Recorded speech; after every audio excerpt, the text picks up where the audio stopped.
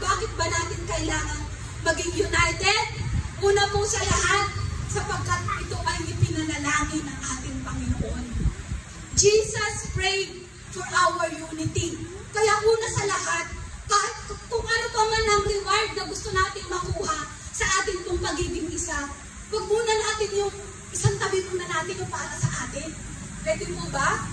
Pwede ba na una sa lahat ang maging goal natin ay para tugunin natin yung panalangin ni Jesus? Kasi alam niyo po, ipinanalangin ni Jesus na tayo ay magkaisa. Kaya dito natin nakikita na hindi madali na magkaisa tayo kasi mismong si Jesus, ipinag-pray niya yun. Ipinanalangin niya yun. Hiningi niya yun sa Ama. At even sa panahon natin ngayon, Jesus is interceding for us to be united. Pag nakikita niya na ang kanyang mga anak sa loob ng pamilya ay watak-watak kanya-kanya, alalahanin mo kapatid, ipinapanalangin niya ni Jesus na maging isa kayong pamilya. Kapag nakikita niya na sa iglesia, watak-watak ang mga mananampalataya, ipinapanalangin niya ng ating Panginoon na ang mga anak kong itong tinawag, nawa kayong maging isa. Ipinag-pray yan ng ating Diyos. Even sa ating mga sarili, kapag iba ang ating nararamdaman, iba ang ating ginagawa, ipinapanalangin tayo ng Panginoon na maging isa tayo sa ating isip, sa ating puso, sa ating kaluluwa, at sa ating gawa, ating salita. Jesus prayed for our unity. In John 17:21, ang sabi po ng ating Panginoon, babasahin ko po,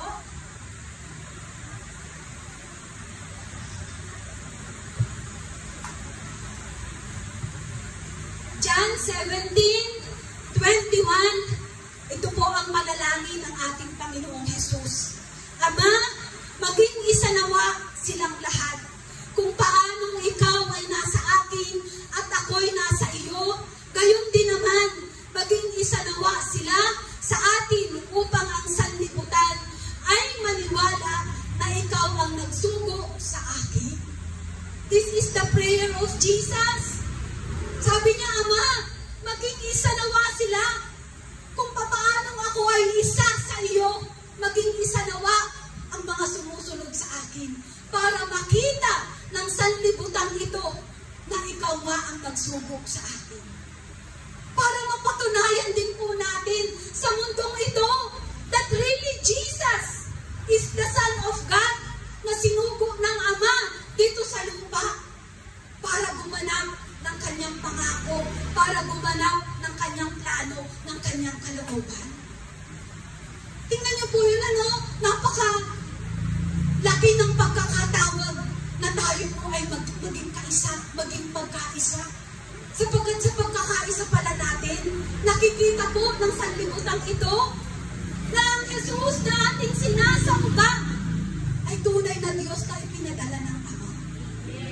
Di po ba? Nakasalalay yun sa atin. Kasi kung nakikita ng mga tao sa labas na tayo po ay watak-watak, paano malalaman, paano natin mapapatunayan na ang Diyos na ating sinasamba ay buhay, makapangyarihan, totoo, at kaisa ng Diyos Ama.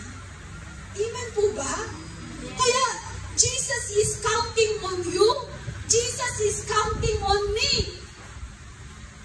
Na atin pong tugunin ang kanyang panalangin. Di po ba tayo ay nagpe-pray? Gusto ba natin tugunin ng Panginoon ang ating panalangin? Di ba gusto lagi natin yun? Kapag tayo ay nananalangin, tumutulog sa panalangin, Lord, katagpuin mo ang aming panalangin. Tugunin mo ang aming panalangin. E paano po sa isang bagay na ito? Tayo naman po ang hinihingi ng ating Panginoon na tumulong. Nasa sa atin naman nakasalalay ang sagot sa panalangin ng ating Panginoon Jesus. Na kapag tayo ay nagkaisa, ang ibig sabihin, tinutugon natin ang kanyang prayer sa Ama. Amen?